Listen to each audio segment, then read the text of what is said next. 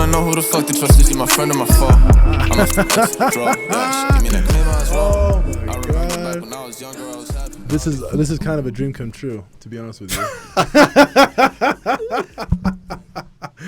Oh man. So this is pretty cool. Let me move this thing. So today on the podcast, everybody, we got Brad Jensen, Key Nutrition. If you guys don't know who he is, Brad's a social media influencer. I would. No. Yeah, I'm gonna go with that one. I'm going with that one. But Brad owns, operates, founder Key Nutrition. Key Nutrition is a. Well, how would you describe Key Nutrition? It's a fitness nutrition coaching company. There we go. Fitness nutrition coaching company.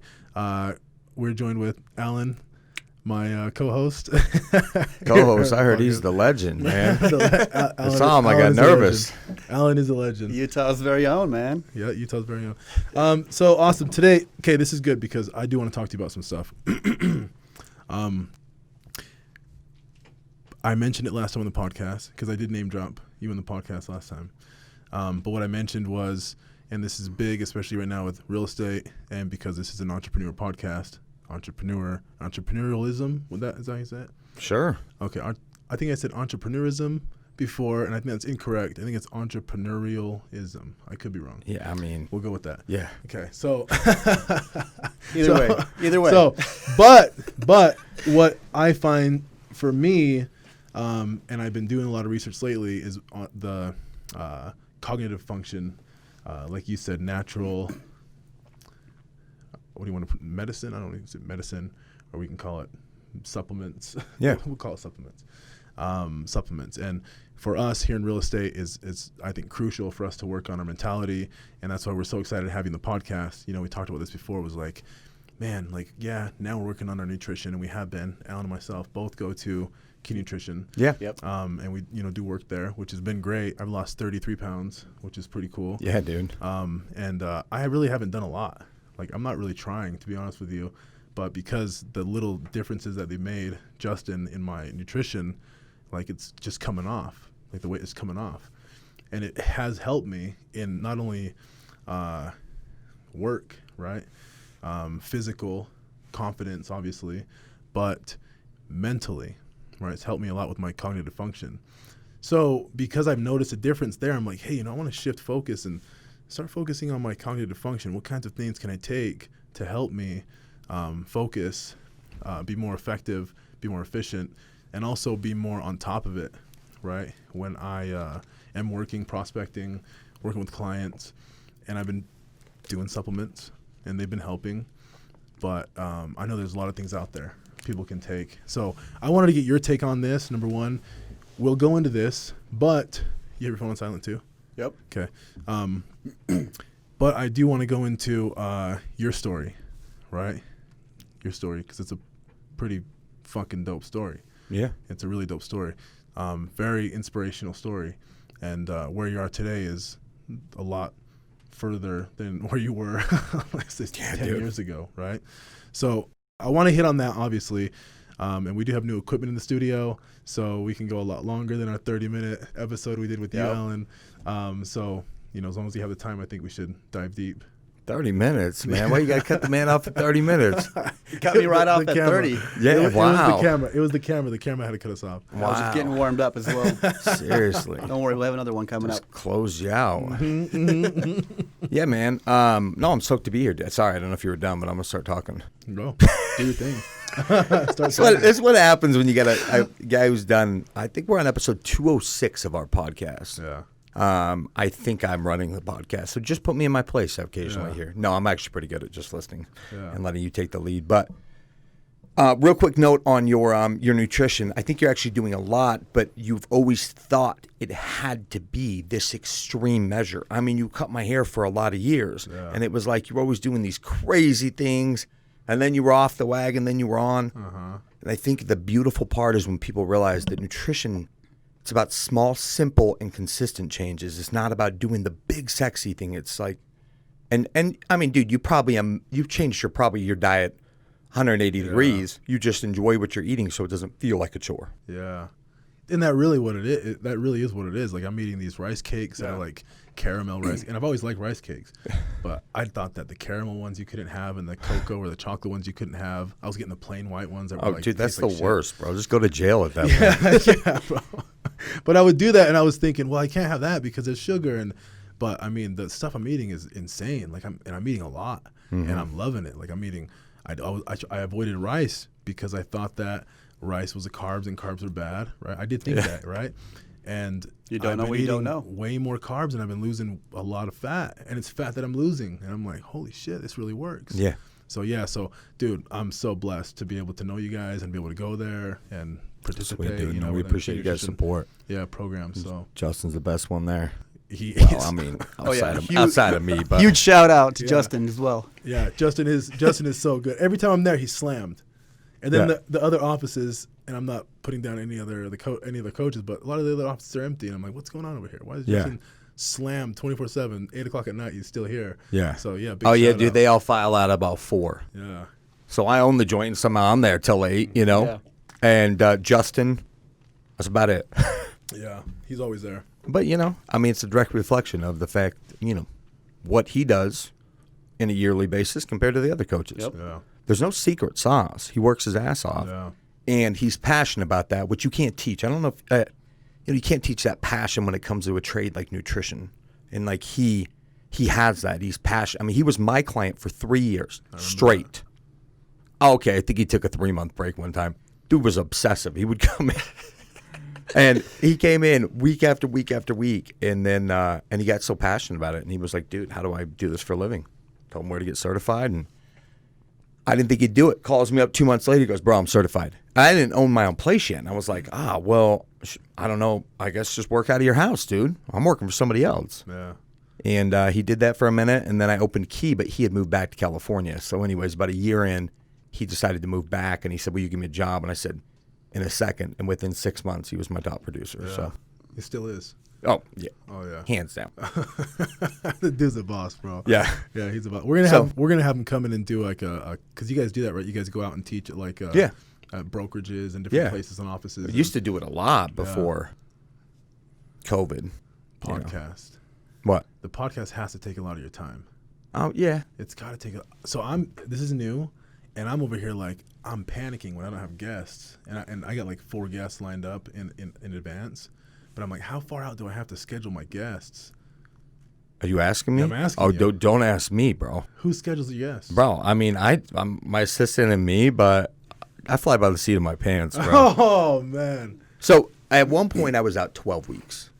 Am I like cracking in here? No, you're good. You're good. I can. I like turn it to down. yell. Yeah. Okay. So I'll turn it down. Sean, my podcast editor, says, "Dude, like your voice compared to everyone else's Is the loudest. just a whole nother lot." Yeah, I'm trying to not talk so loud, but Okay, I'll turn it down.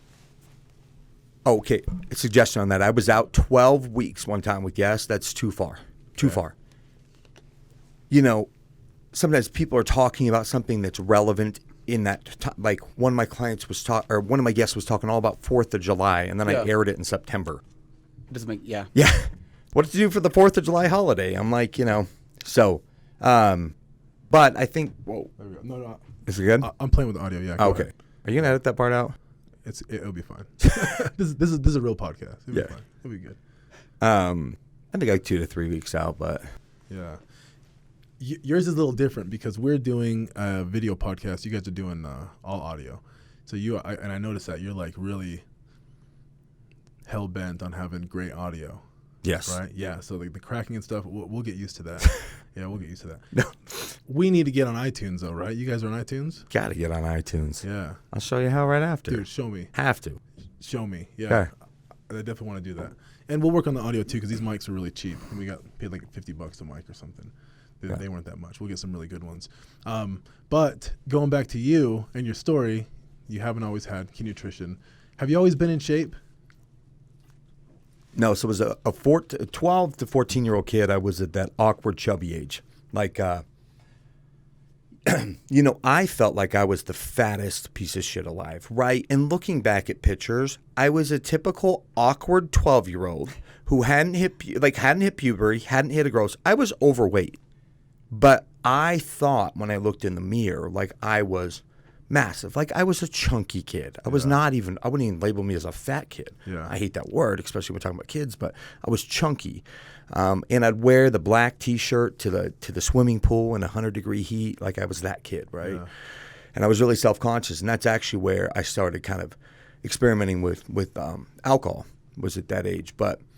And was drinking, and, you know, we were sneaking from my mom, my buddy's mom's liquor cabinet, you know, like 12, 13-year-olds. And then I was 14 going on 15. I was in Barnes & Noble bookstore. And if it was today, I could have just Googled all of this. It was like 1996, right? And so I'm in there. My mom's looking for a book, and I'm in the magazine aisle. And I see a Muscle and Fitness. And I look at it, and I look at this jacked dude on there. It made no sense to me as I just said, I'm going to look like that guy. And I pulled that magazine off, and I started reading. And it was like the first time in my whole entire life to that point that I had been passionate. I was passionate about something. I was fascinated. And so I kept going back on my bike to the bookstore to read. And I read the whole Encyclopedia of Bodybuilding in a week. I didn't have any money to buy it. I was 14, going on 15. And so I started to apply these things that I was learning and had this huge transformation and was like, wow, there's really something to this. Little did I know that, I mean, I was walking around as a sophomore in high school eating tuna fish out of a can, walking through the high school, wondering why no girls would talk to me. Like, it stinks like shit. Yeah. Smell like tuna. Yeah. I mean, they don't want that. They're already trying to not smell like that, you know?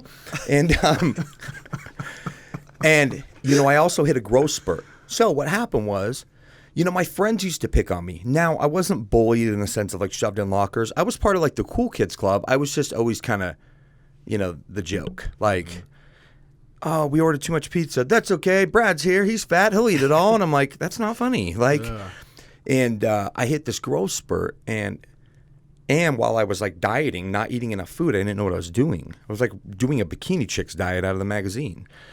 And so then my buddy started teasing me for being too skinny. And I was like, these sons of bitches, I cannot win. And so I remember all in the magazines talking about how important weightlifting was. And so I started getting back into weightlifting. I started getting into weightlifting.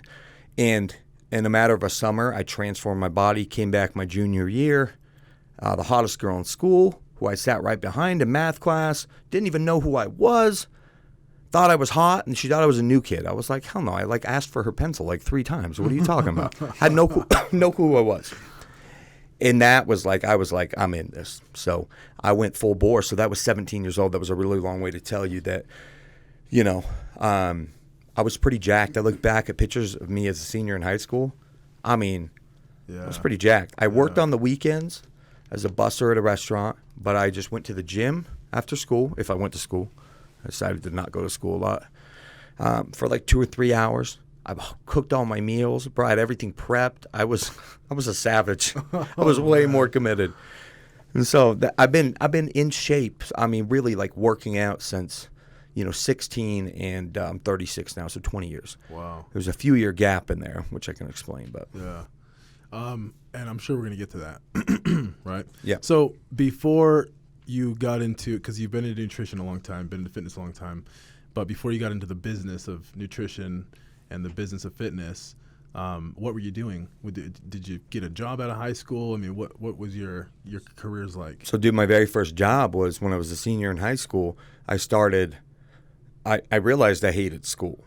Like, I had no desire to go to college. I was like, why? I hate high school. Why would I go to college? Like, this sucks. Yeah. And so I studied and got my NASM personal training certification before I even graduated. So right after I graduated, I got a job at Bally Total Fitness, which used to just be right down the road here. Do you remember Bally Total Fitness? Yeah. Jazzercise, the whole works. Yep. So I got a job there. That was my first job. Well, outside of that busing job, that was my first experience into the fitness industry. Was as an 18-year-old kid, personal training at Bally Total Fitness. Oh, wow. Dude, so you jumped right into the fitness industry and started working as an employee. Yeah. Oh, wow. Yeah. You did tell me that in the past, but I didn't realize that. Yeah. Yeah, just in one ear and out the other. I thought maybe did you do the call center thing? I mean, what was your... No, I mean, that was it. So you stuck to that. No, I mean, in between there, you know, I mean, I ended up, you know, because of my drug use, which I'll get into right here in a sec, was, you know, I had to keep kind of switching jobs for a minute there. You know, I worked at 1-800-CONTACTS for a minute until I nodded out at my desk like too many days in a row, so they fired me. And then I got a job at Ethan Allen moving furniture, but I dropped so many pieces of furniture, they fired me. I was too high. It was too hard to carry those armoires, man. Wow. So let's jump into that then, right? Because, I mean, that's a big part of your story, and that's why I honestly feel like you're such a big inspiration, because you went through that difficult part of your life where you were a junkie, essentially.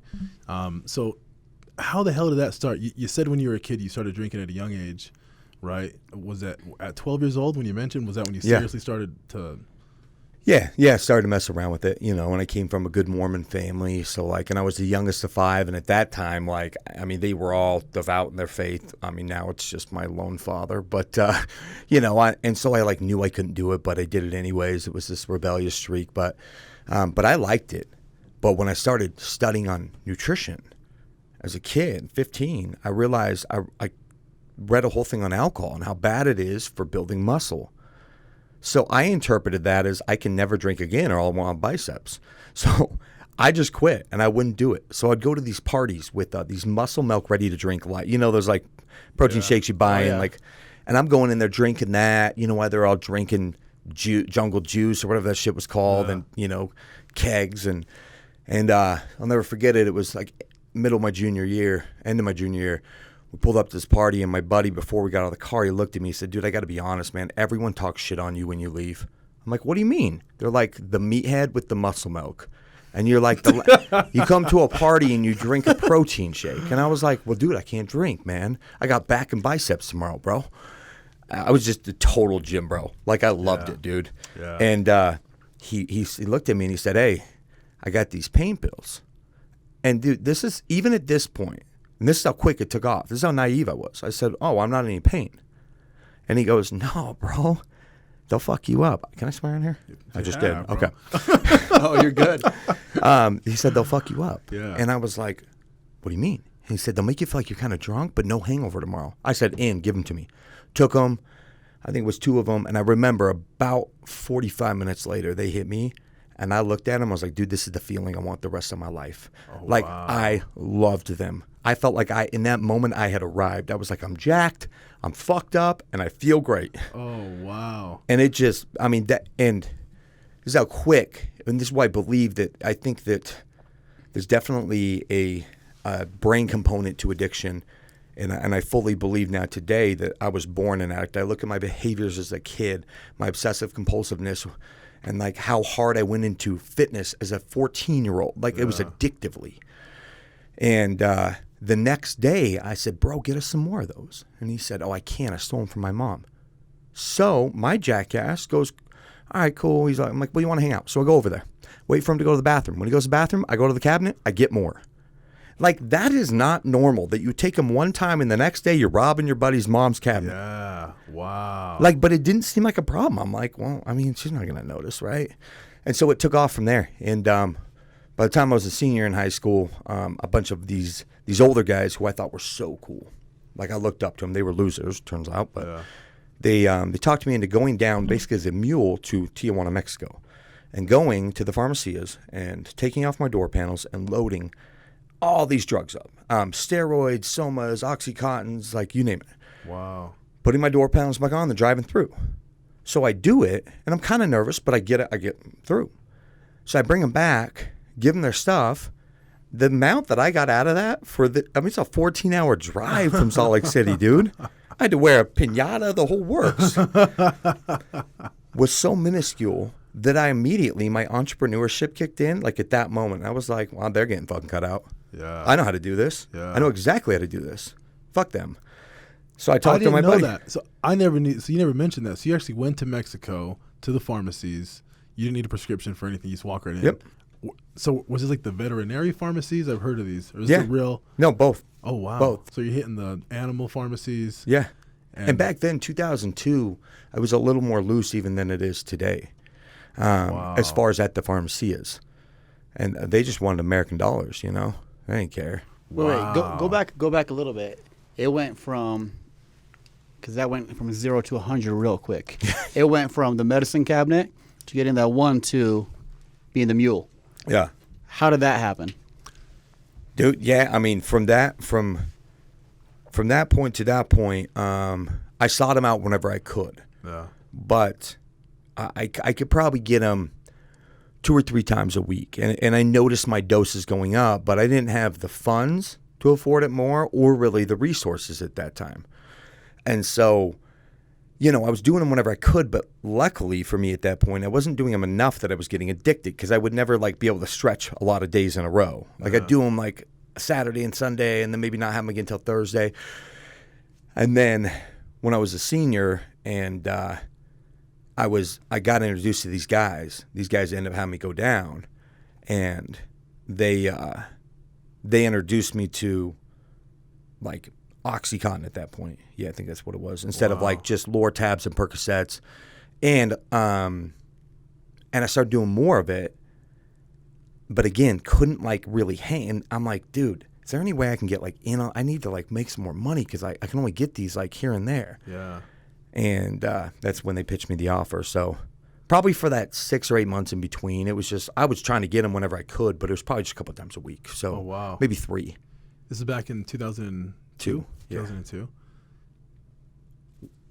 Roxy's, when did Roxy's come out? Because I started to notice a lot of my friends who got hooked into, what is it? Not Oxycontin. What's the name for that? Opioids? Yeah. Opiates, yeah. Opiates? Okay. Is it opiates or Yeah. opioids? Same thing. Okay.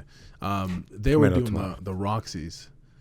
Was it Roxy after the Oxy? Yes, Roxy Okay. was after the Oxy. So Okay. this is back when they just had the pure Oxy with they had the pink, the different colors for the 80s, 40s, 20s. And those are the ones that you could crush up and snort. Yep. So the Roxys you couldn't crush up and snort. yeah. Was that the difference? Well, you still could. Time release or some You just had to nonsense? suck off the time release thing. Okay. See, there's a science to this shit. Yeah, yeah. Right? There is a science. Come to on, this bro. Shit. Yeah. Okay. So I had a lot of friends who were hooked in that stuff. I watched these guys go from very successful overnight to all of their money going only to this. I mean, they were no more money for food, no more money for rent, no more money for paying bills. Literally, they're making $100,000 a year. $100,000 a year is going to opiates, and I have a lot of friends that have done that. And I watched that spiral. So I know how expensive it can be, and so I'm trying to put myself in your shoes where I'm like, dude, if I want to do more than 2 or 3 a week, I'm gonna have to make some serious money doing this shit. So the next level up is selling drugs. Yeah. Yeah. Yeah. I mean, you get it. It just wasn't. But I think I really believe that every decent drug dealer is actually a really good entrepreneur too, because the thought never came to my mind. Well, maybe you should just get a second job and work harder. I was like, that won't. I can quickly do the numbers. That's not going to pay for it. Yeah. I'm not going to do that.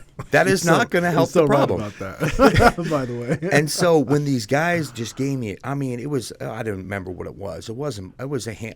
I probably got me high for 2 weeks or something. Yeah. Not any money, not any reimbursement on gas. I got used by Wow. these, guys that were 5-6 years older than me. So I just cut them out. I don't know if they still went down, but I just started going down on my own. So I went down 3 more times, so 4 total. And it's I'm getting a cocky arrogance about me, and part of it was some idiot savant because I didn't actually fully comprehend the amount of federal felonies I was committing. Yeah. Driving through country, I didn't really understand. And the amounts I was bringing back was enough. It wasn't personal use. Yeah. So I come back with all this. So then I start selling to all the different high schools. And dude, I felt like Scarface. How old were you I at had this arrived, point? dude. How old were you at this point? I was a senior in high school. I was 18. Wow. Dude, So- you're making these trips? That takes Yeah. some balls. Dude, That takes some balls. with no question. And so I'm selling them, dude. And by this point, I think I'm untouchable, man. I barely went to school my senior year, and I somehow talked my way into graduating. I still don't know how to this day. My parents were like, "How did you pull that off?" I'm like, "I'm not sure." Wish I had that swag now, bro. I was on it. Is that entrepreneur in you, bro? So long story short, some other of these high school kids from different high schools started getting the same idea. Heard Yeah. how I was doing it. They go down, they get popped the first time. Dudes get stuck in a Mexican prison. I'm tripping. I'm watching the news, and it hit me, and I was like, I'm too pretty for prison. I'm not going. Nope. I was not going back down there. Wow. I mean, these guys were stuck in a Mexican prison for months, not like days. Wow. And these are kids, and I'm like, I can't do it. Yeah. I can't do it. So I stopped selling, and I was like, I'll just ration this out. Okay. And of course, I didn't ration very well. And it was that year I'm really telling this story long. Sorry. It got to my Memorial Day of my senior year at high school. And I go down to Lake Havasu, and I get down there, and I thought I had enough. I was at the very end of that supply. I'm graduating high school. We're going down there to party. I was like, I'll just do the rest of these, and then I'm just coming off them. I knew that people got hooked, but I hadn't actually had to stop. Oh. The whole, I didn't have a day that I wasn't doing them for probably 6 months there. Wow. And so I knew that people got a little sick or, I was selling to high school kids. So these weren't hardcore junkies yet. So I didn't really see that side of it. So we get down there and of course I run out. I can't ration it. And I wake up the next day and I'm feeling kind of sick. And as the day went on, I get gnarly sick, gnarly. And I was like, what is happening to me? And I realized that I'm like, oh my God, these are withdrawals. This is what everyone talked. This is horrible. And this kid that we were with that I didn't really know came over and he sat on the bed and he looked at me and he said, hey, dude, I got something to make you feel better. But I don't know if you want to do it. And I said, what? And he said, heroin. And I remember in that moment, it was like the line I'd drawn in the sand. I was like, nope, that's gross. Yeah. I don't do heroin, dude. No way. And it was 30 seconds later, I was like, all right, dude, give it to me. Yeah, because you felt like shit. So okay, I want to touch on that really quick. So I recently had surgery done, right? I did my mouth, right?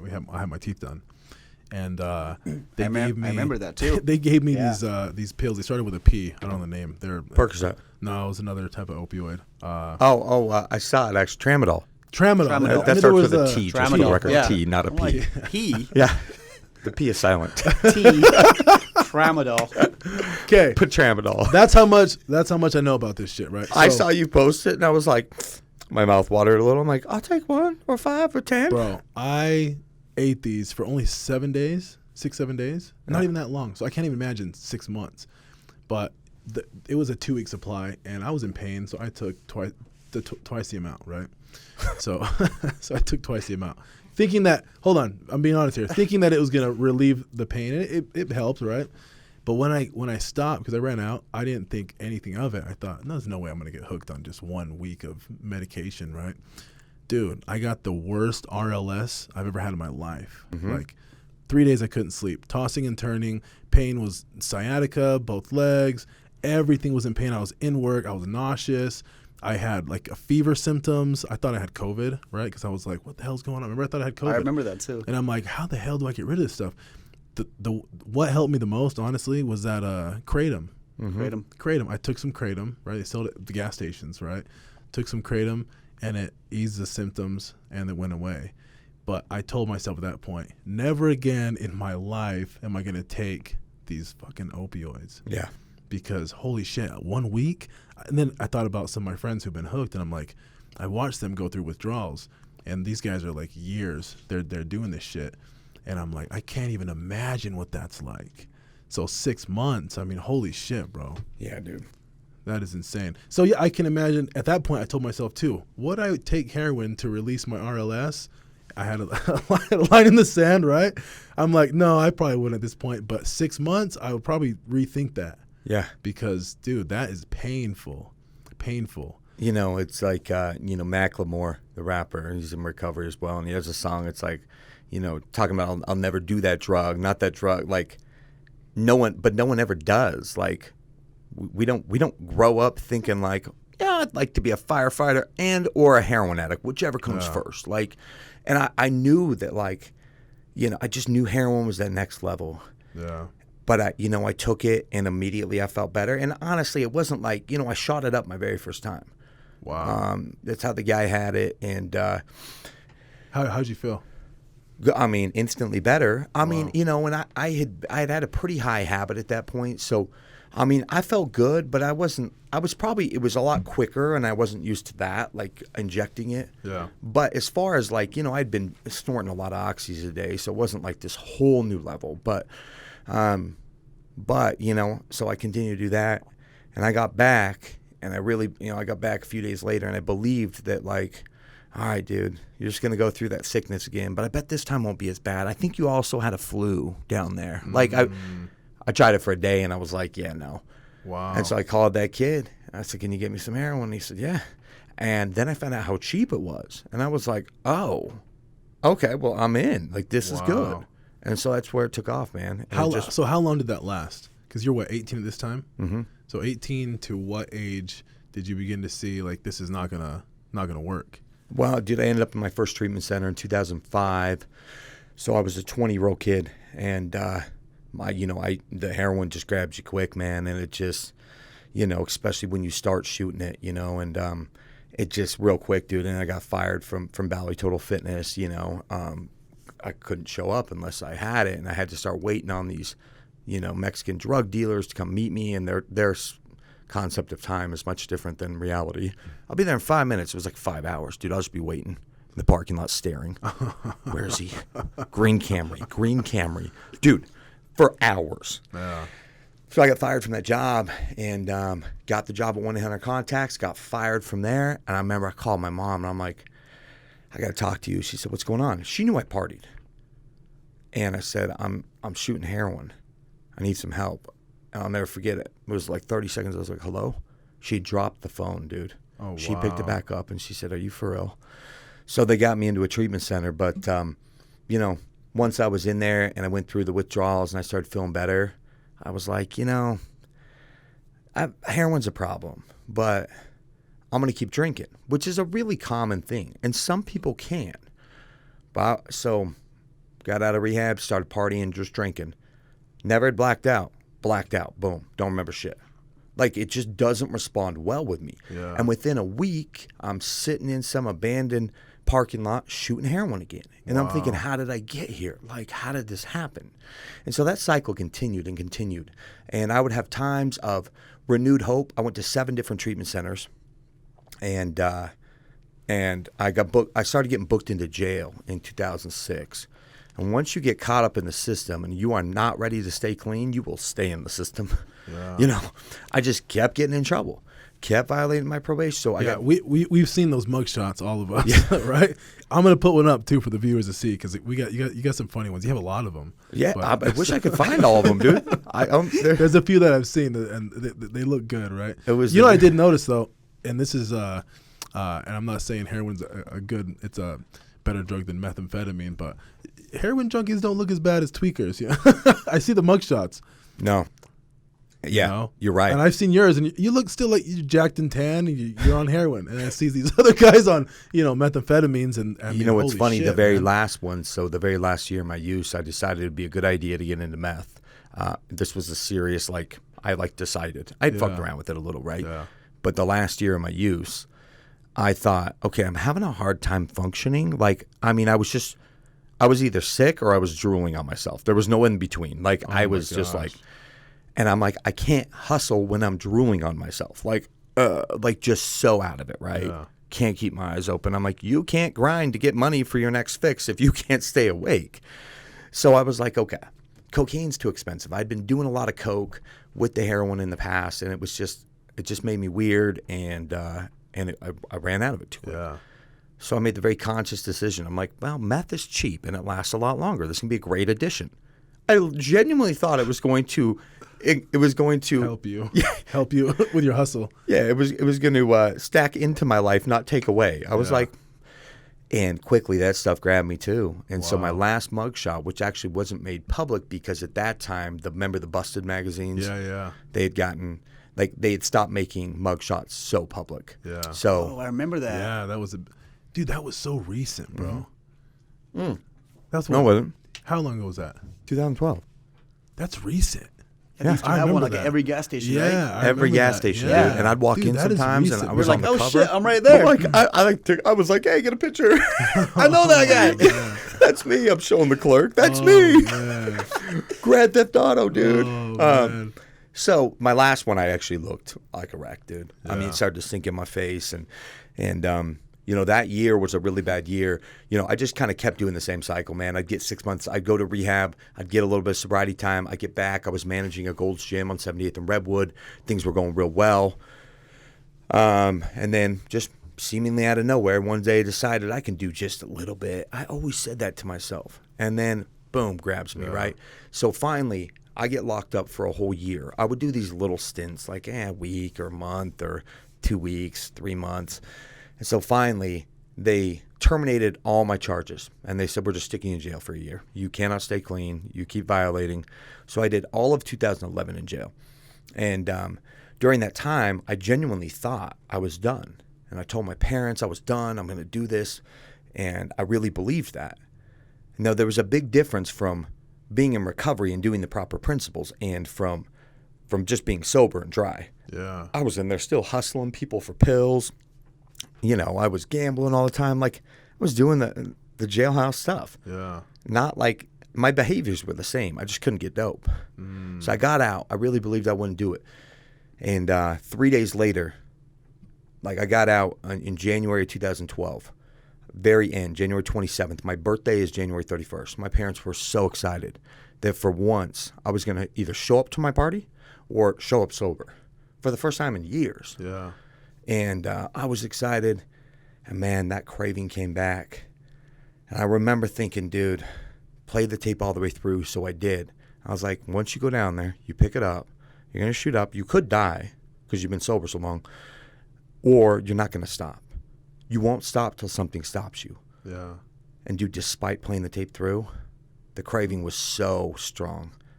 And I drove down there, and I'm crying the whole time I'm driving down because I knew that this time I knew it wasn't going to be different. Yeah. Like I couldn't fool myself. I was like, dude, for the 50th time, you're going to go down a dark path. And sure as shit, man, I didn't show up to my birthday. And at that time was the final straw. My parents put boundaries in. And my mom was a classic enabler. Find me a really good addict, and I'll find you a good enabler somewhere along the way. Mm-hmm. And so she said they put a restraining order. I wasn't allowed to come to the house, a protective order. Wow. They wouldn't pick up my calls. So I was on my own. And that's where my entrepreneurship really came to life. I mean, I was homeless for all of 2012. And I never slept on the streets once. I was resourceful. I would always just find a way to navigate, to get enough money to get a month at like an extended stay hotel, or I'd stay at these flop houses, or I'd stay at my buddy's mom's house, like in a trailer in the back. Like I was always navigating. Yeah. And, you know, that year was the worst year of my life and the best year too, because my parents stopped enabling me and allowed me to find my bottom, you know.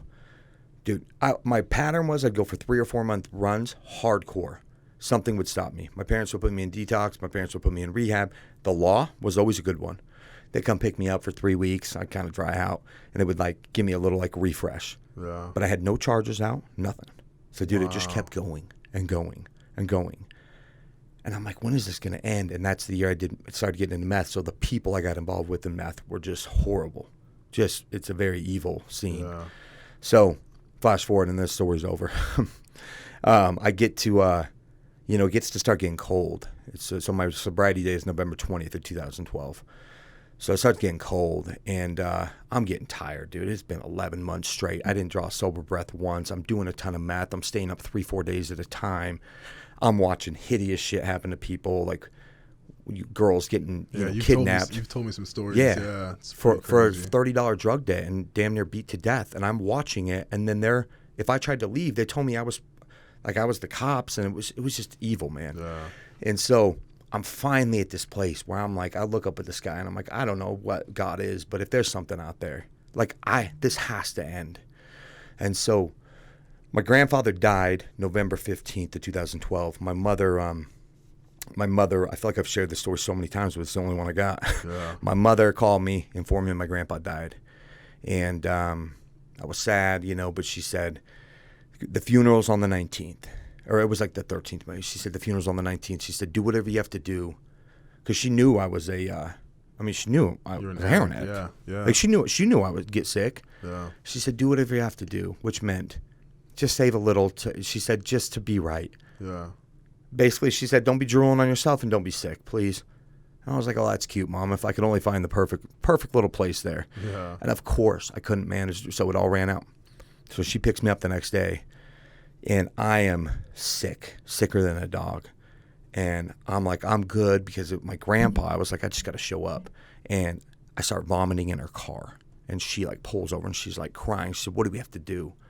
And I said, I got to go get high or I'll go like this. And she goes, you son of a bitch. She was so mad at me. And she said, where do we go? So I took her to the dealers, way off the path. Wow. And we get there, and then when we get there, I add insult to injury and ask her for $20. She was like, now I'm paying for your drugs. Oh, She's my like, God. you piece of shit. Wow. I remember she said that to me.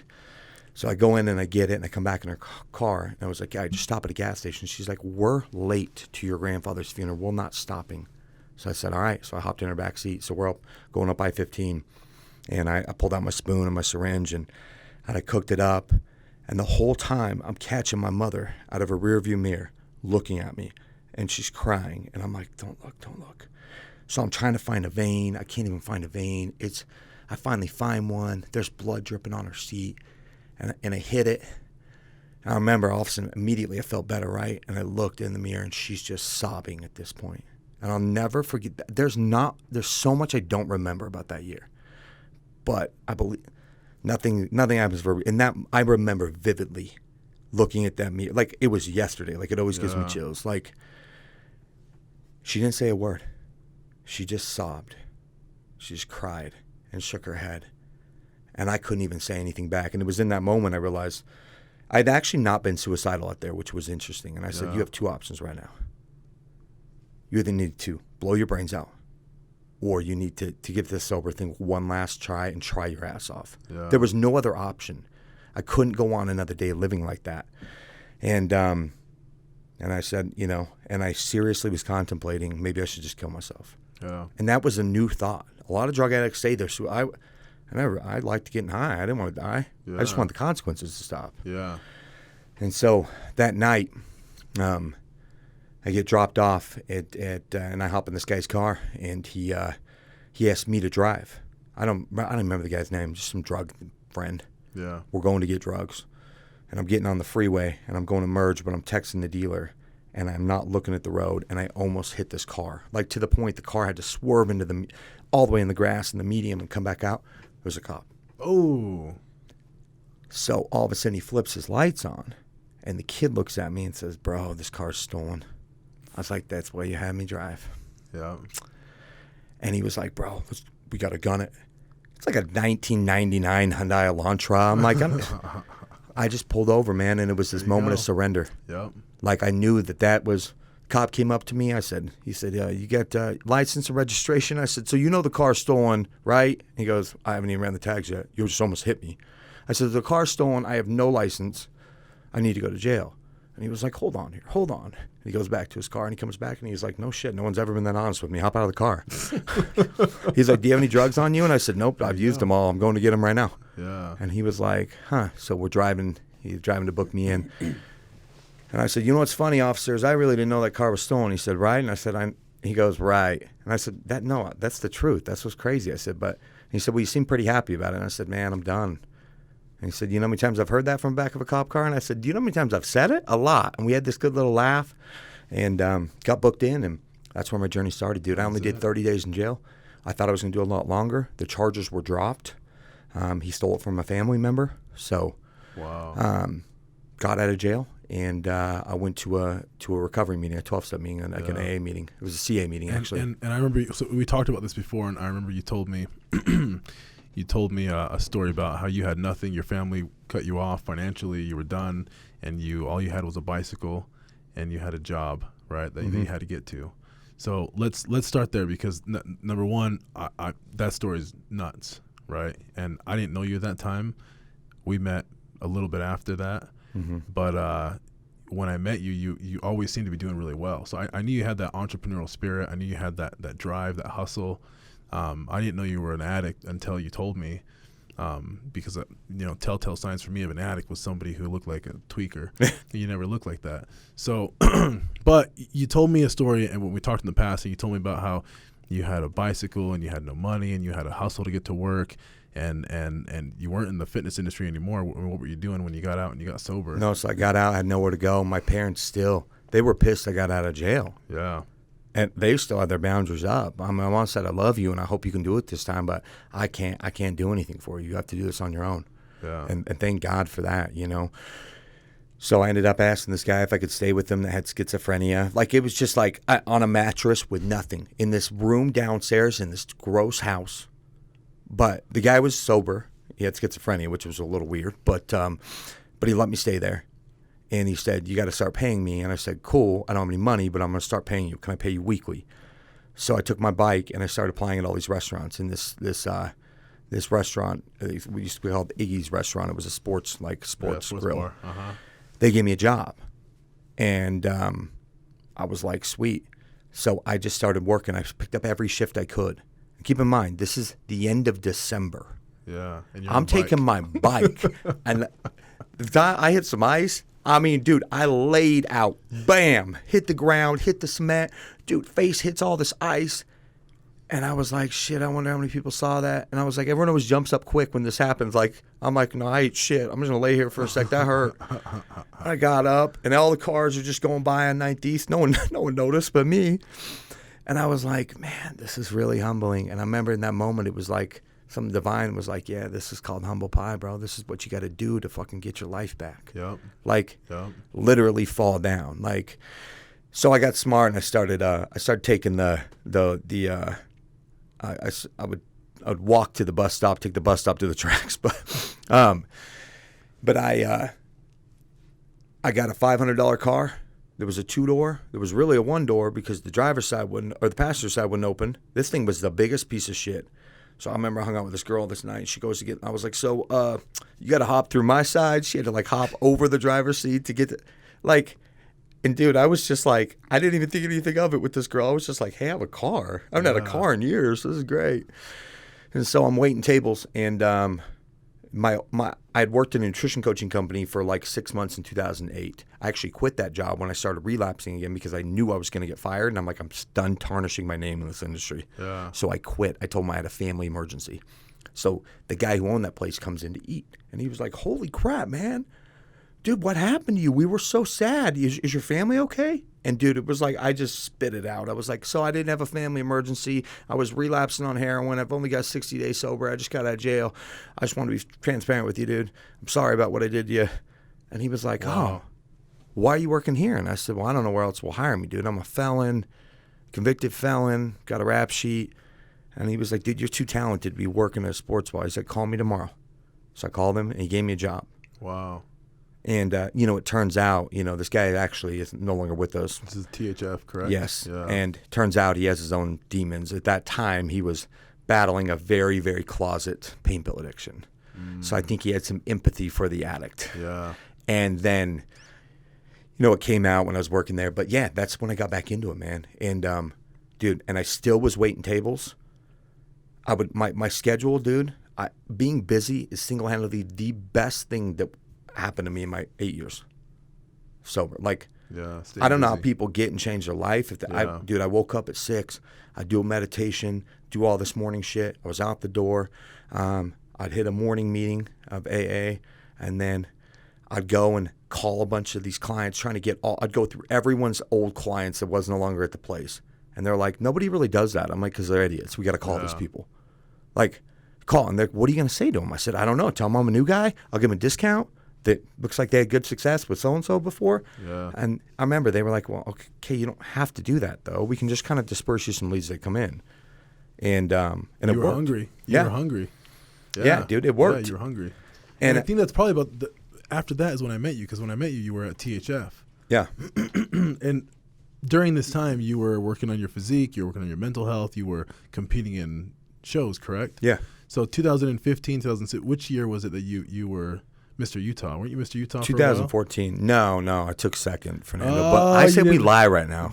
I swear. Damn right it was. I thought it was a first place. Okay, I did get a first place in my class, but I got a second overall. Oh, okay. It's okay. Just go with that. Dude, that's good, man. That's good. Yeah. So I started competing. Yeah. And, dude, I mean, I was competing. By that point, I had quit the waiting tables job, but I stuck on that for waiting tables on the weekends for probably the first 6 months of my coaching because it takes a while to build up.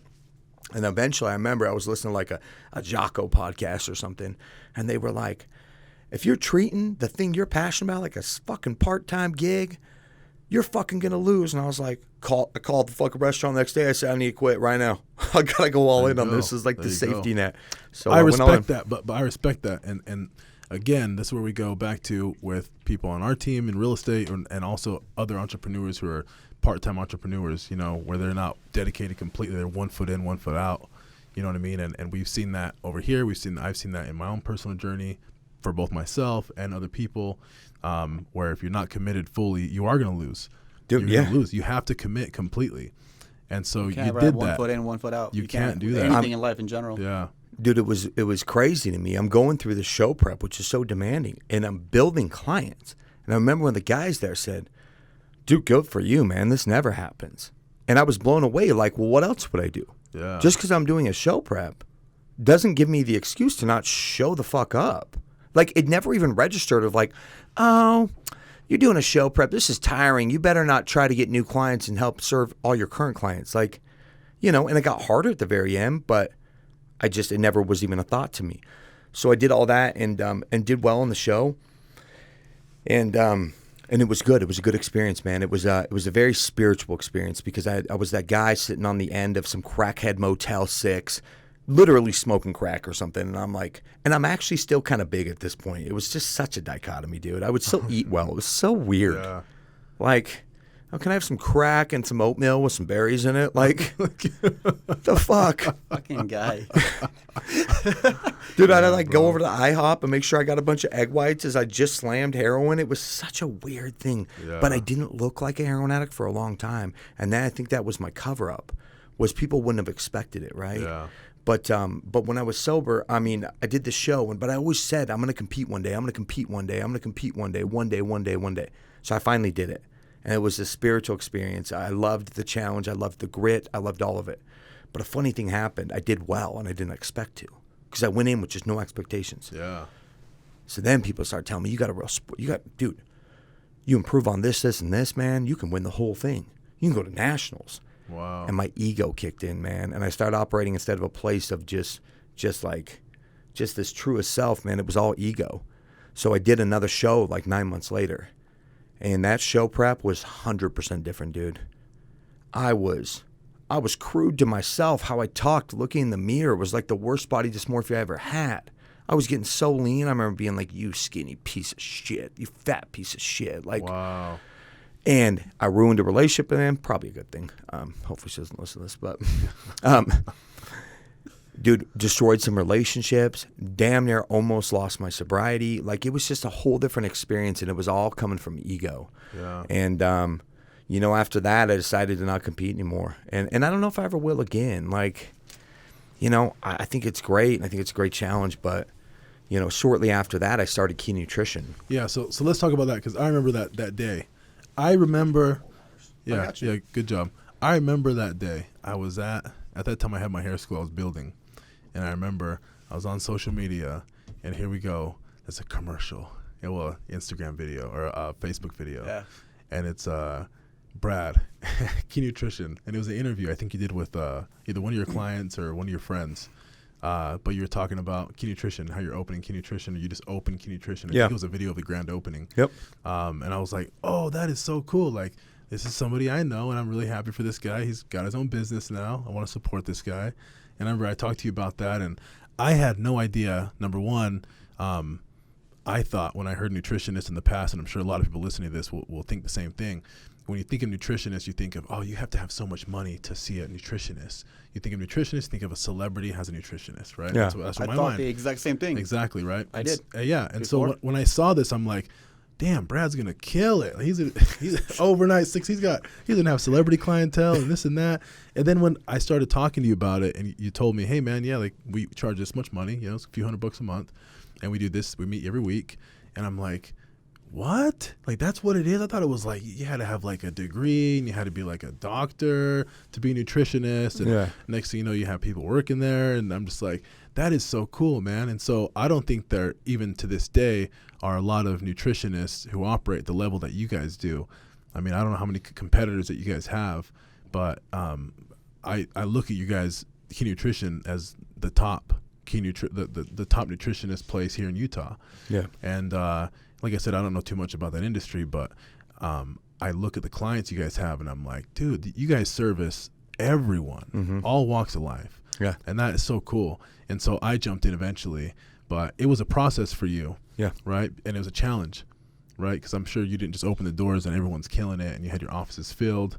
But what was that like? I mean, when you guys opened up, were you killing it from day one? I mean, financially, what was you see what I'm saying? Like, dude, I was scared shitless, you know. like? So I started to tear it up at the old place. I mean, was definitely the top guy month after month, and started getting this feeling like, man, I should go out on my own. And then that fear kicked in and was like, nah, you don't know what you don't have a business plan. You don't know what you're doing. So I just kind of was in this limbo place. The guy ended up that gave me the job back. The addiction crept back in, and it got bad, gnarly. Like, dude wasn't showing up. He was acting super weird, wasn't making sense when he was talking. Like, we tried to have like an intervention. He wouldn't go. And then my paycheck stopped coming in on my deposit. And I was like, okay. That's it. I was like, That's all you need. thank you, God. All right, man, this is my sign. So I bailed. And within 2 weeks, dude, 2 weeks, we had a physical location. I had a name. And It's quick. I didn't know a single and I left thousands of dollars on the table over there. I didn't care. And then I invested everything I had to get this place going. I had to do a bunch of remodel, and that you've been, it was a shithole before. It was like, it was the weirdest setup. Like, we had to build that whole wall behind the reception desk because it like saw into like the other. It was. I had to do a lot in there. It was all carpet and I'd put some tile, and so I drop all this money, dip into my savings, and I'm like, all right. It's cool, though. We're going to make a ton of money. Keep in mind, the only things I knew about business was from watching Shark Tank and listening to Gary Vaynerchuk. That was it, dude. I didn't know shit. Yeah. Oh, and drug dealing. That's it. But sometimes it's all you need. I swear. Yeah, something that is all you need. Well, you can't forget the profit. Yeah. Oh, Yeah. profit. Oh, yeah. You can't forget the profit. That's Shark great. Tank and the profit. Yeah. That's a good one, too. Dude, I That's a love good it. one, too. Yeah. So, but you're doing good now. Yeah, dude. So I started, and it didn't go well. It just, and I think it's important dude, I was like, cool, I'm bringing over clients because he had no right to come after me for, this, any kind of lawsuit for taking, non-compete, because the dude didn't pay me. He owed me like $18,000. And I was like, for 2 months, I didn't get paid. Wow. So I was like, and he's so high. And sadly, we passed away shortly after, which is what happens with people who do drugs. Like, you either get sober, eventually you die, or you blot out to the end of misery. But so I went over and I was like, oh, it's going to be great. And I had my clients, but a lot of them had already paid in full at the old place. And so it was different how we used to do it. It wasn't monthly then. And so I was seeing a lot of them basically for free. And I didn't really calculate all this in because they had already paid, and the money they paid, I never got paid off of. And, I was going to try to sue him and all this, and then he passed away. And I was like, okay, I can deal without some money, right? But it was scary, dude. It was scary. And, I remember distinctly my now ex-wife, I came home one day, and I was like, shit, like the account's almost on zero. Like, I haven't seen it like this in forever. I don't know what to do. And I was like in tears almost. And she just, she looked at me and she just said, if you can beat a heroin addiction and build something with your life, I think you can build a business. Yeah. She like patted me on the back and she said, you can do this. Yeah. And it was like just that little bit of like straight tough love I needed that was like, dude, I was like, you're right, I can. Yeah. And so I dove in, man, and I started really getting into everyone's different content on business and made a ton of mistakes, the amount of money I spent those first 2 years on shit I didn't need. I was like, oh, let's spend $10,000 on blender bottles. I didn't have $10,000 to spend on blender bottles, but I had, it was like $8,000. It's a lot of blender bottles. Yeah. We had so much that they finally just ran out years later. And, but dude, I'm so grateful for every one of those losing lessons. I mean, dude, by the end of year one, we were cash flow positive. And, by really about month 4, we were. And then year 2 is when Justin came. And that was the big boost I needed because he came in. And then it brought this energy, and he was on fire. He was going at it. And he was like, what client? He did the same shit I did. He said, what clients do you have that you're not seeing anymore? They're in your, like, can I call them? I was like, yeah, bro, get them in. I want you making money. Yeah. And he did. And that then lit a fire, and the other guys started performing a little better and brought on a couple other guys. And, and last year we did 1.2 million, and I don't like to talk about numbers. Yeah, but this is an entrepreneur podcast. Yeah, I know. So I normally don't because 1.2 million in revenue, and for a business that didn't, I think we did 380 the first year, 725 the second year, and then 1.25 that third year, and then we're coming to the end of the fourth now. And that was cool, dude, because I didn't know what I was doing. Yeah. Like, I didn't know what I was doing. Yeah. And it was interesting when it started to happen. I started, okay, because the first year or two, it wasn't like I was making a ton of money. I was making enough to take home, but I'm getting all these leads for these guys. Like, I'm spending so much money getting the business going that everything I made, I'd take what I needed to pay my bills, but I was driving a used car. Like, I wasn't balling. Yeah. And then that third year is when all of a sudden, like, I started going, oh, shit, there's a lot of money left over in the account. I think I can start paying. I asked my accountant. He's like, yeah, you can pay yourself more. I was like, all right. That's a good So feeling. I started making some real money. That's a good feeling. And dude, it was cool. And you know, and since then, I realized just how much I love the game of entrepreneurship. And like, it's a game, bro. And dude, I'm you keep so happy you losing, said and it's that. just like cool. You know, and that whole Yeah. Gary Vee mentality stuck with me. Is just like, all right, what can I learn from this? But like, that's cool. I'm gonna win next time. Yeah. And I felt like I was just moving this game of checkers or chess. You That's know, how it's it just is. like, shit, checkmate, I got screwed. Yeah. Okay. So You know- Alan and I, we started this UVO, right, real estate, and it's funny because I'm sure you dealt with this too. Because when people think you own a business, they think all of a sudden you have money. They don't understand that being a business owner, you get paid last. You know, you have to pay your bills first. You get paid last, and a lot of the times, again, friends and family are like, "Oh, you have money, you're doing good," and you have no money most of the time. And when you're starting a business, year 1, year 2, most of the time, the people who are working the 9 to 5 have more money than you. Yeah. You know, and they don't understand that. And you're staying there, you know. you're hustling. Entrepreneurs are the only people that will do everything in their power. They'll work 80 hours a week to do everything in their power to not have to work 40. Yes. Like, Yes. I was like, Yes. there's no way I'm going back to. And it was interesting when you told me about Alan. When you were like, dude, I'm trying to get this guy to leave. I remember you cut my hair telling me that. And I remember you were telling me about him. And I remember thinking that was me at THF on a much lower pay scale. But like, Yeah. where I was like, yeah, but I don't know. This is good. I've been here a while. Like, I make good money. Like, why would I leave? And they're like, why would you stay is the better question. And it was just like, when you told me about him, I was like, dude, that was me. Yeah. And then you tell me, like, dude, he's going to fucking leave. Oh yeah, that was when I was talking about leaving. You know. Yeah, and we left. Yeah, Century 21, and we left, and we're here. It's been a year now, and we're in the first year. You know, we haven't made a lot of money, but we reinvest in our team. When you were talking about how you're spending all this money on lead generation and helping the guys out, Yeah, we marketing, invest and you're everything. give. Well, dude, you That's guys have all got, we do. yeah. And I think one Yeah. of the biggest things that was and a really big eye opener to me was I thought having 12 coaches underneath me that they worked for me, and I quickly realized for this to succeed, I had to work for them. Yep. I was like, oh, I work for them. Yep. You know, and yeah, you get to a point, it becomes a well-oiled machine. You start making, you know, good money off your top producers that you don't have to do much for because they're, you know, good. But I work for them, you Yeah. know, not the other way around. Exactly. And, you know, and I did that probably to a fault, dude. I was bending over backwards.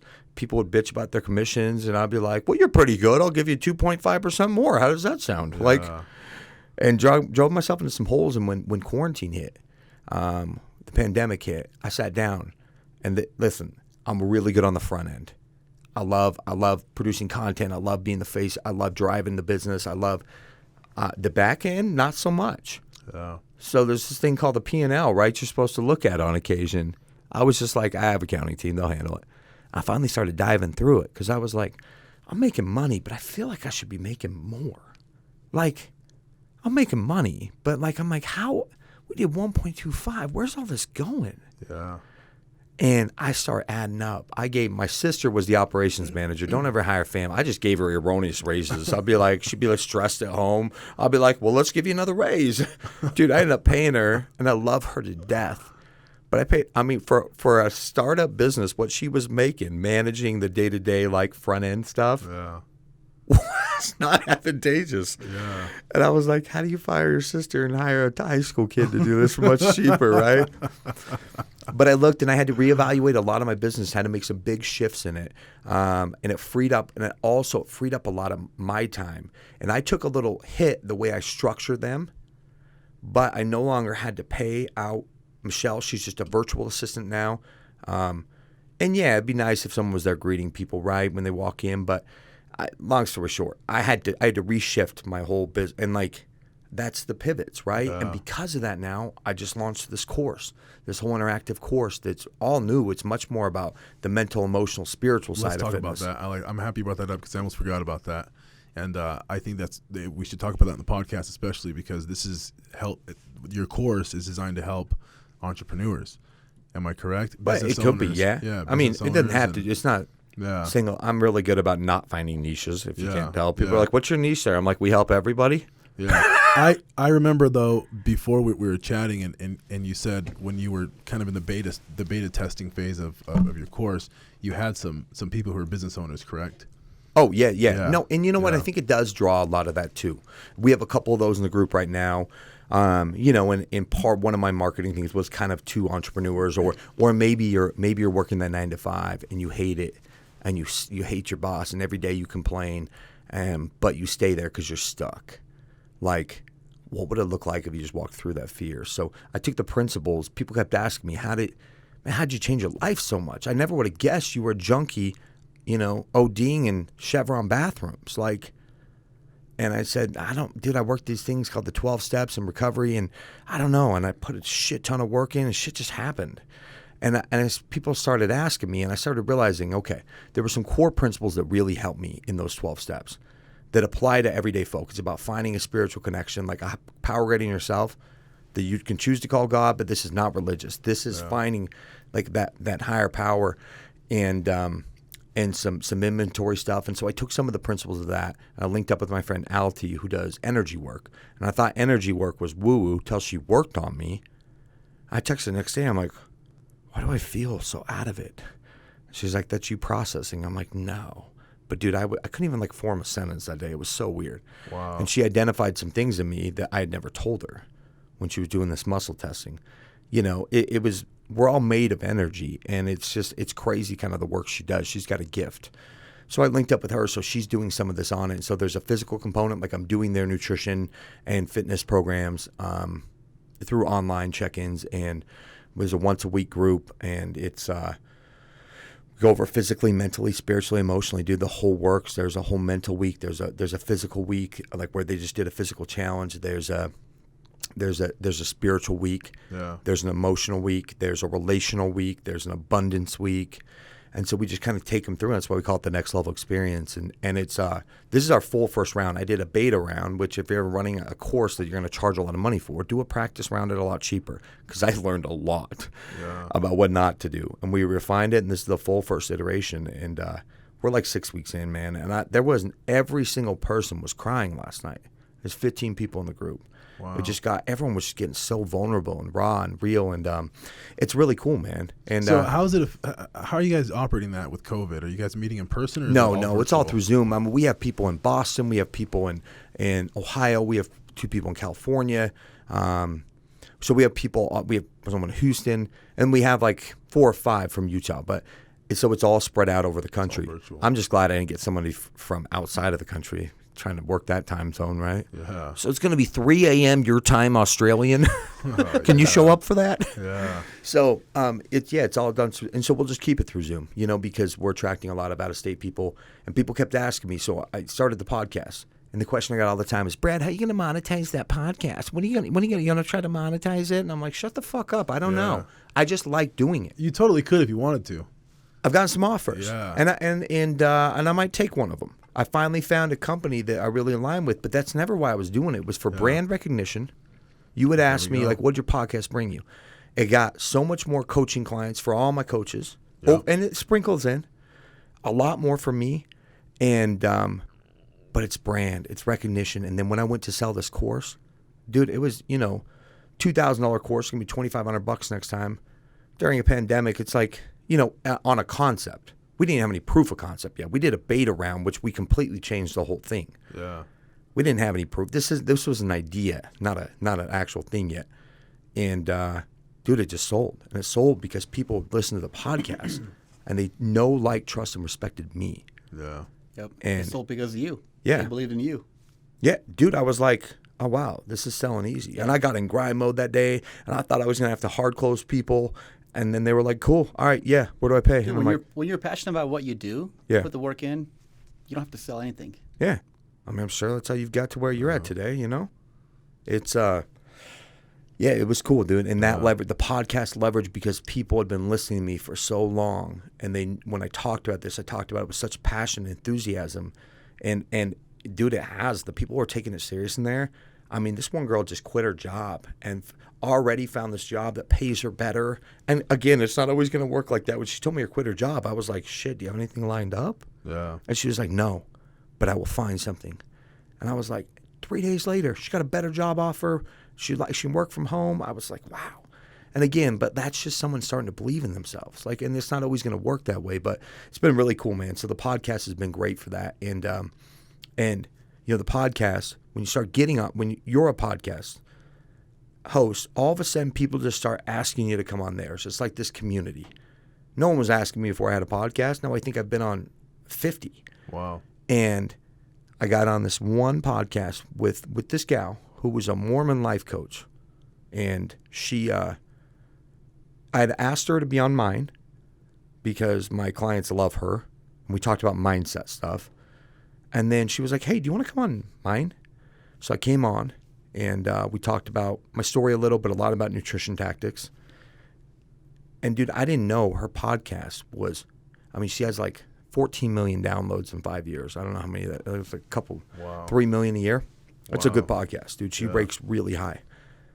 The next day it aired, and I looked at my Instagram, and I was like, is there a glitch? Why do I have 2,000 new followers? Dude, it was like wildfire.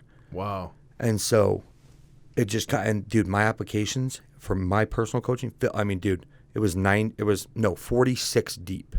46. Like, I was like, I can't take all these people. They just started coming in. Boom, boom, boom. So I gave them to my guys. I took a few of them. It also gave me the courage to be like, well, I'm raising my prices. And people paid it. There you go. So I just think the podcast is a beautiful thing, my testimony of the podcast, because that girl would have never asked me to come. I would have never even met her. She became a client, and that's also why I still get referrals from her. It's because she talks about me in her life coaching. She has this big group. And so podcast is a beautiful platform. Holy cow, yeah. So this is why I wanted to do this, was because I saw how it helped you in your business, but not only your business, but your listeners, right? And everybody around you. Brad's on his phone right now. This guy never turns his phone off, by the way.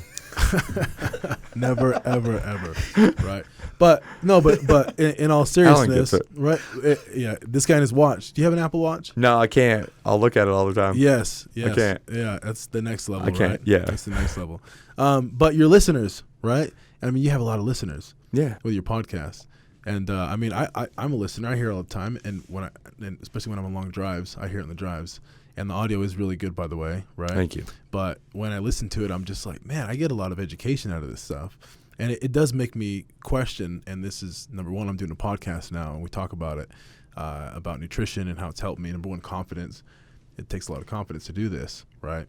But when I think about how many things you have to do on top of having a podcast, because you don't get paid from the podcast, how the hell can you manage all these things and keep that mental clarity and keep your cognition and run your business and still have all this energy to do all these things? And that's what I wanted to talk to you about. Number one, how the hell are you doing that? I mean, you have $1 million company, right? And you have all these clients. I mean, how many clients do you have right now? Too many for me, what I should have. I just love coaching. I think it's like, I don't know, 50. But I got my coaches. I've got the next level experience, 2 podcasts a week. I produce content every single day. And some days it's a lot easier, and some days it's a little bit harder to think of something new. I mean, I talk about the same 5 things in 500 different manners. It's, you know, but yeah, I mean, dude, proper nutrition really helps. It does, and I don't get enough sleep, but I'm very diligent on making sure I get my sleep, and I track that through an Oura ring right here, which tracks your sleep. They're pretty cool. And so I've tried to optimize my sleep, and it's not very long. But if I can optimize what I do in that 6 hours, then I'm good. I've got to get that. Got to get the Oura ring, bro. Same thing. And I'll show you the app, bro. Yeah, It's sick. I'll tell you why. Okay, so check it out. So this thing that I read a long time ago, this when I was building the school, I knew that, hey, in order for me to do all these things, I have to sacrifice some sleep, and I was doing that. And the longest day I had was 47 hours, right? And I noticed that 47 hours, you start to lose your mind. right? And when you're working and doing it, and I was alone in the school doing it, painting, and I would hear voices like, wait, what? Right? And I'd find myself staring at the wall for like way longer than I should, right? And so I started losing it, and I was like, okay, 47 hours is the maximum for me until I go crazy, not sleeping and working. So I'm like, okay, what other things can I do to help me, number one, be this efficient throughout the day with my time and also get some rest? So I started to read, and I saw Leonardo da Vinci actually had sleeping schedules that he would play with. And one of them I found to be really effective for me. I've been doing it the last couple weeks, where you sleep 3 hours a day for 2 days, and on the third day you get the full night's rest, 8 hours if you can. And that's actually been working, right? But my body fat stopped going down. Yeah. Yeah. Yeah. It might work for your mental clarity. Yes. But your body's pissed at you. Yes. And so I noticed that, and I'm like, okay, I'm eating my meals, but I'm missing a few meals here, missing a few meals there. I've been able to do that and still lose some weight, but now my physical is not doing what it's supposed to be doing. So I got to find a balance there. Yeah. Right. And so that Oura Ring helps you. Dude, yeah, immensely. It's pretty cool. It's Wow. really cool data. It comes from Finland. I have no affiliation with them yet. I'm really working on this. But Well, you have good. 2 new clients right here. Yeah, dude, it's so legit. The app, it tracks your HRV, which is your heart rate variability, which is a really interesting way of showing you how stressed you are too, because it constantly reads your heart rate. And then it starts doing this variability over day, and it gives you a readiness score, basically how ready are you to attack the day, or especially a workout.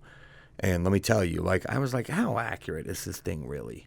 So I'm going through a divorce, and it sucks. It's not fun, right? But it's 100% the best thing. I've been through worse things. Let's just say that. Yeah. But I was stressed that last week before I got moved out of my big house that I had purchased, and I'm like, I'm leaving. I'm getting an apartment, and I'm gonna have to pay for the house. We got a kid together, and I got stressed. Not even financially stressed, just stressed with all this. Dude, my HRV started tanking. I mean, it was like every day it was like, you seem really stressed. You should chill out. Would you like to try meditation? I'm like, no, fuck you. I'm good. Wait, your ring is telling you that? Yeah. It starts on saying. your phone? Yeah, I mean, it wouldn't actually say that. It would just read. It would say, you seem really stressed lately. Maybe take a day for meditation and chilling. And it just kept every day. And I was like, holy shit. And now that I'm much less stressed, it's coming back up. But anyways, so the Oura Ring is awesome. Also, I'm a real big fan of nootropics. We discussed that a little beforehand. Things like alpha GPC, huperzine A, lion's mane, these different kind of mushrooms and these adaptogenic herbs. Really, really awesome. People don't realize so much of what they love about pre-workout is the nootropics.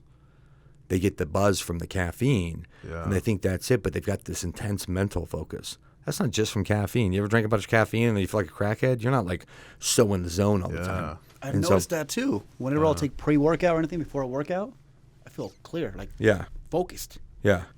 Like in the zone. Those Bang energy drinks too. Well, those two. Yeah, so I'll mix my You gotta have the lion's purple mane. haze. I'll mix my lion's mane with a couple other things, and the GPC and the Alpha Brain, right? The Alpha Brain. Alpha Brain, and I'll take it with Bang. And dude, it gives me some like I'm on it mentally, and I feel good when I do it. I'm not hitting the gym when I do it, but I come to work, and so when you're here at work, it's a different workout. It's a mental workout, right? Yeah. When you're here all day, you're dealing with all these people and all this stress and everything you're dealing with over here at the office. But I do feel like nootropics is, and this has been a big thing we've been working on lately. That's why I'm happy to have you here. Is very, very essential and almost necessary for an entrepreneur. Because we deal with a level of stress that not a lot of people deal with. Yeah. So again, I'm super happy you're talking about that. I'm gonna make a list of this after. We'll actually put in the description. What is it? The huperzine. Huperzine A, alpha heard. GPC, the lion's mane. I mean, there's a number of them, but yeah, we could do a whole podcast on biohacking. I'm really big. I mean, ice baths, cold showers, grounding, nootropics, and then ways I've hacked my sleep too. But that's probably a whole podcast in of itself. But you got to optimize everything, and the brain is so important for everybody, especially for entrepreneurs. And it's just those little added things. I mean, even a lot of research coming out that's very fascinating on microdosing plant medicine and mushrooms. Yeah. I mean, think about like the side effects of mushrooms compared to Adderall is night and day difference. So much better for you. Yeah. Yet we're being fed Adderall for everything. Yeah. And Adderall, the problem is that there's that crazy, and then there's that crash. Yep. And lots of anxiety, even some people get aggression. Yeah. So that's a whole different discussion. I've tried that in the past, and I did it for, I think, 2 days. I thought it was going to help me be an entrepreneur. I needed more focus, more energy, and I tried the Adderall thing because I had a lot of friends who were doing it. The one thing I noticed is my jaw. I got a lot of tension in my jaw, and I looked like a crackhead. I'm rubbing my teeth together, and I'm like, that's why a lot of these tweakers have these like jaws that are like a lot smaller. They've worn down their jawbone and their teeth, and I'm like, that's not for me. I quit. Adderall, would never do that again, right? I didn't get the feeling I was looking for, right? I have gotten it from the alpha GPC. I got to say, I have gotten it from microdosing because I microdosed before. Yeah. And it's worked tremendously.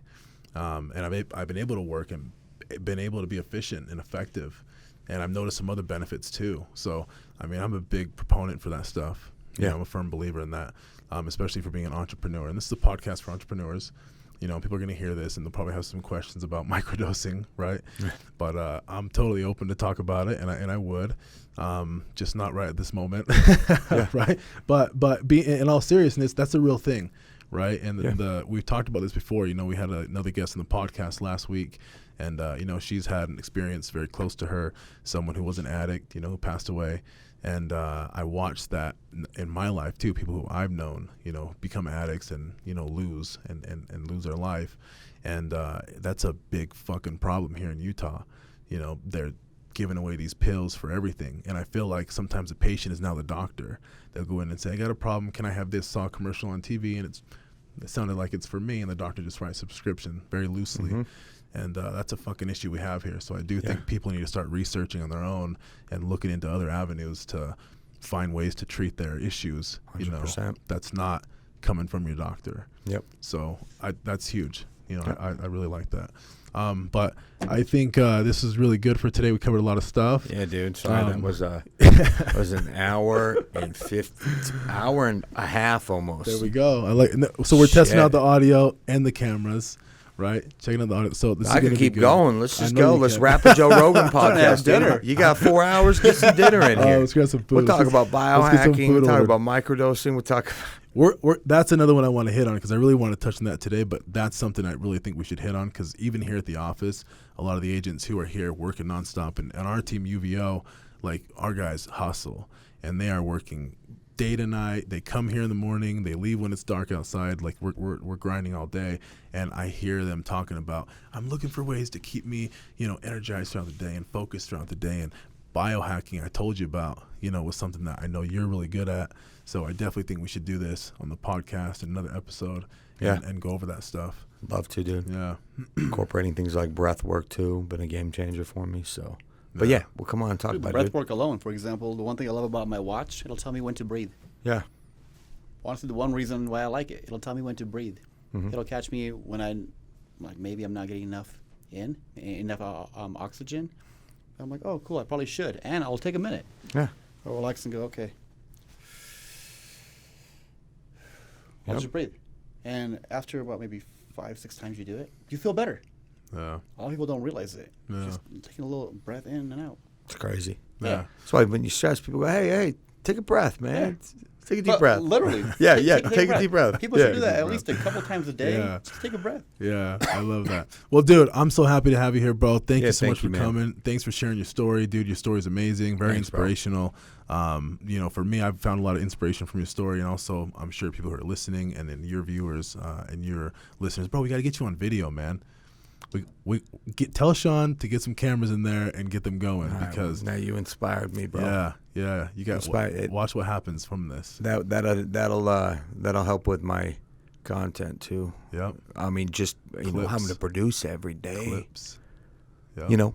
But that's one thing, dude. I wanted to build my Instagram following, so I hired a coach, and this was last October. I had 4,800 followers. Yeah. And I said, dude, I need to start building more of a brand. I want to do a lot of different things. And he was like, okay, cool. So you got to post every single day, no matter what. And if possible, post twice a day. And I was like, nah, people are going to get bugged with that.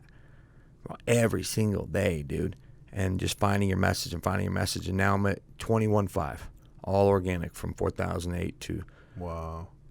And it's hard to build a following on Instagram now. Yeah.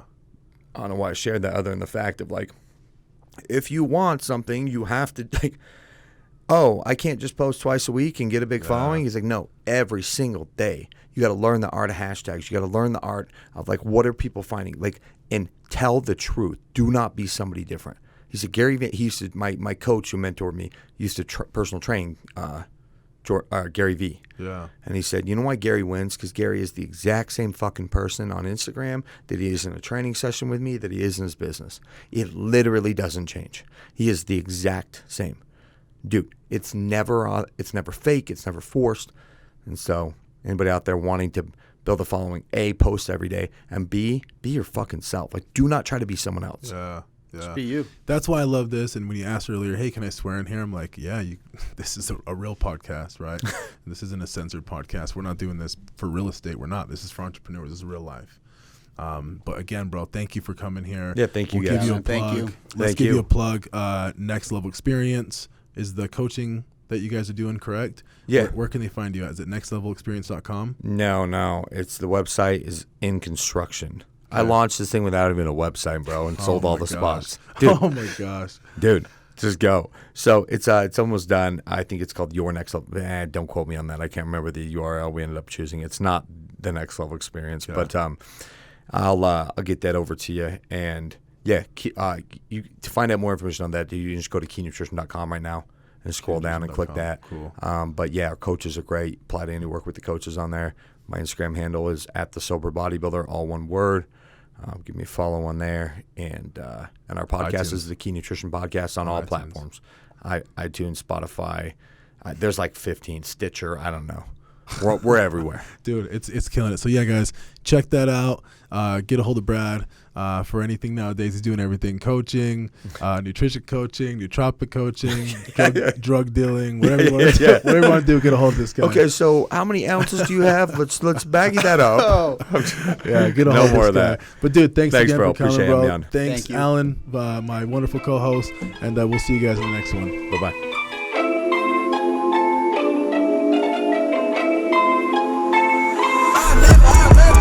Honestly, I don't know who the fuck to trust. Is he my friend or my foe?